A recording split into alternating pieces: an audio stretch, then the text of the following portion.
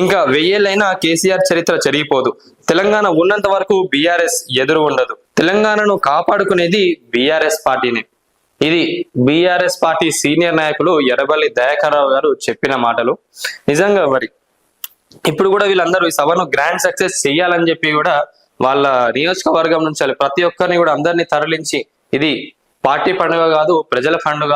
తెలంగాణ రాష్ట్రాన్ని కష్టపడి సాధించి తెచ్చిన మన కేసీఆర్ గారి పార్టీ 25 సంవత్సరాల రజతోత్సవాలు. ప్రజలందరూ కూడా వచ్చి దీన్ని ఒక పండుగ లాగా గ్రాండ్ సక్సెస్ చేసి రికార్డ్స్ అన్నిటిని కూడా మళ్ళా బ్రేక్ చేసే విధంగా ప్రపంచం అంతా కూడా ఈ 27 నాడున ఏం మాట్లాడబోతుంది ఏందనే దానిపైన కూడా ఇప్పుడు అందరు మాట్లాడుతున్నారు. అలా చెరువులతో పాటు కాళేశ్వరం లాంటి ప్రాజెక్టు నిర్మాణం, దానికి అనుసంధానంగా పెద్ద ఎత్తున రిజర్వాయర్లు నిర్మాణం చేపట్టి తెలంగాణకు నీటి కొరత లేకుండా చేశారు.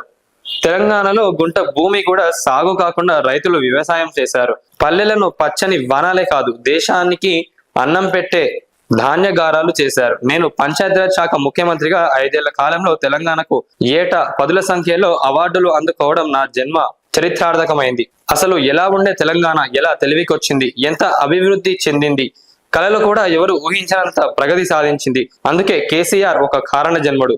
ఆయన స్థాపించిన బీఆర్ఎస్ తెలంగాణకు ఒక రక్షణ కవచం.